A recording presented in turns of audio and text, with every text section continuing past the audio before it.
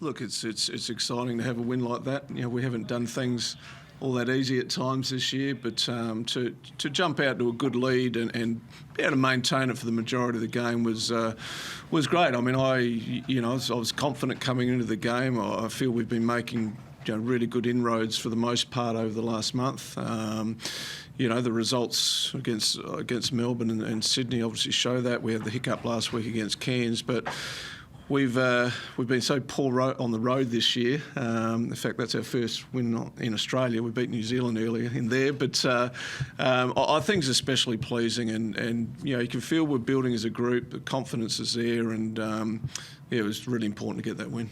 You spoke about maintaining that lead. People talk about professional wins.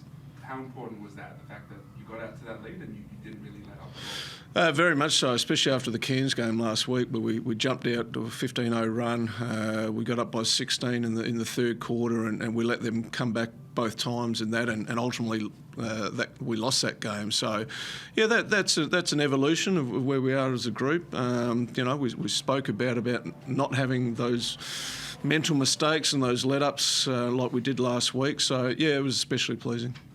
Obviously, more minutes for Kyrin is something that leads to his production, but what have you seen from him throughout the season as far as his growth and maybe finding his spots a bit better out there that led to a game like tonight? Yeah, we, once again, as we've been building as a group, what KG's been able to give us is you've felt that something like that was coming, and obviously missing Jacob Wiley tonight.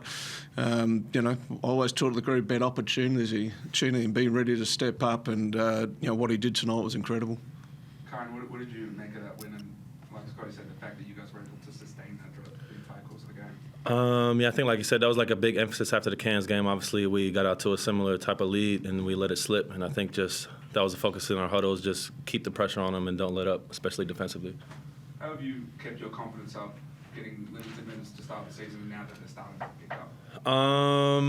Just always kind of been my role, kind of since I've been in NBL, just always staying ready and waiting for just the opportunity to produce. And my teammates have been really good, keep my confidence up, even when I'm not shooting well, tell me keep shooting, keep my head up, and get me in the gym. So just the work. What's it like playing out there with Isaac? Obviously, he commands so much attention inside. You hit 5 threes today. What's it like playing with him? Yeah. Tonight it was just like he drew seemed like 5 guys at times and just had wide open threes and cuts, and I think he was a big part of our win today.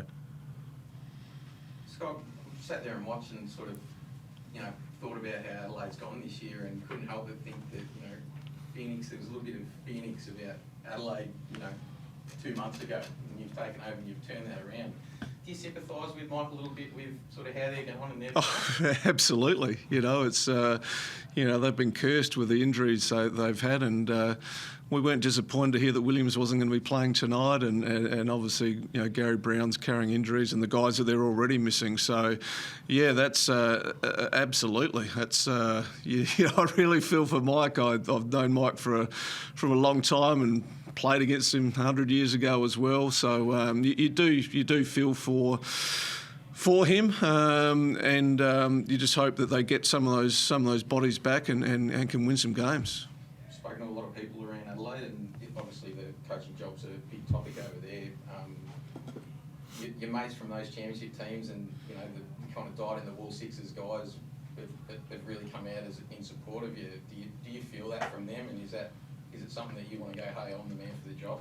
Oh, I've paid them off. It cost me a lot of money to do that. But no, look, I think seeing those guys a couple of weeks ago, that 25-year reunion, and I've talked about having Darnell Me and David Stiff and Rupert Sapple out to trainings and introducing them to these guys, and obviously Brett Maher's a constant around the group is outstanding. I think as far as the coaching next year is. You talk about what you can control. All we can control is the now, and the now for us is winning games and trying to get back to where we're playing consistent basketball, and I think we've got to the stage now where there's no one in the competition we fear. We can go in confidently knowing that our best is good enough to win games of basketball, and I think that's especially pleasing to me that we're at that point now. Now, taking nothing for granted, but I expected to come in here and win this game, and that's a result. Maybe the margin surprised me, but it didn't surprise me to come in here and win that game. So all I can control is the now, and all that other outside noise will take care of itself. I think from outside looking in, with KG, a lot of people have sort of thought this is the type of game that he's capable of and something that he can produce consistently.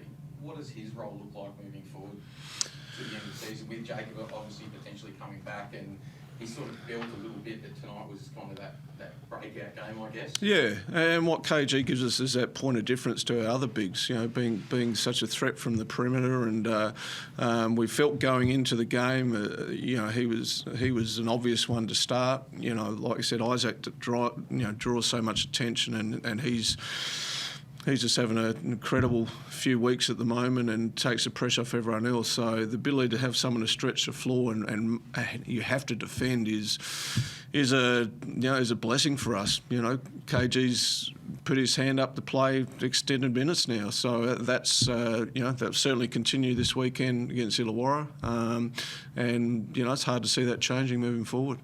KG, what's behind this change under Scott and in the whole group? And like Scott said, you've beaten United, you've beaten Sydney, you don't fear anyone anymore, whereas at the start of the year it felt like sometimes you walk into games knowing that you probably, we're going to get a beat. What's changed? How's it changed so much? I feel like we were putting so much pressure on ourselves before, and like with all the wooden spoon and all the stuff like that, there was a lot of outside noise, and I feel like we just really refocused on ourselves as a group, and we know how good we are, and we have each other's backs, and I think it's making an obvious difference on the court in the way we play.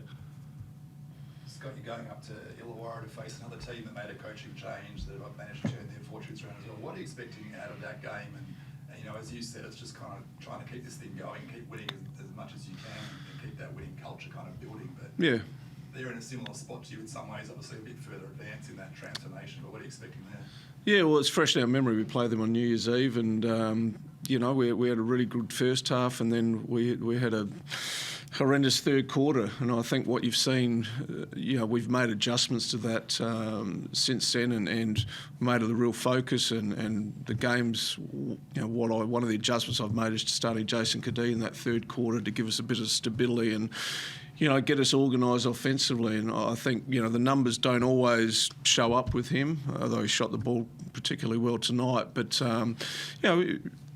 it's foolhardy to think you can do the same things and expect different results. So, we go in there once again confidently. We know they're playing well. The turnaround they have had is astonishing. I think it's they're ready to be commended to it. I think it maybe in a little way it's given us some sort of inspiration when being in a similar sort of situation that we can do a similar sort of thing. And thankfully at the moment we're starting to do that. And does this game tonight, getting a big win on the road, do something as well to just kind of further enhance the team's belief and confidence? Oh, absolutely, because our road record's been woeful. So, we've shown we've been okay at home. We've got some big scalps there, but, this, once again, is just furthering that belief. And now, okay, we go on the road. Now, we've got a good little break. We're not playing tomorrow or the next day. We don't play till Saturday night, so we get an opportunity to, get all the niggles sort of worked out and fly up there. And we don't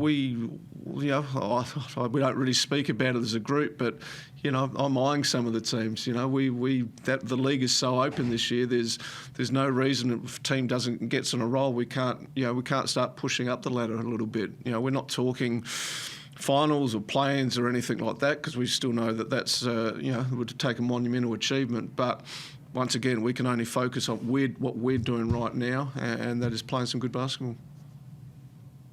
Cool. Happy days, guys. Thank you very much.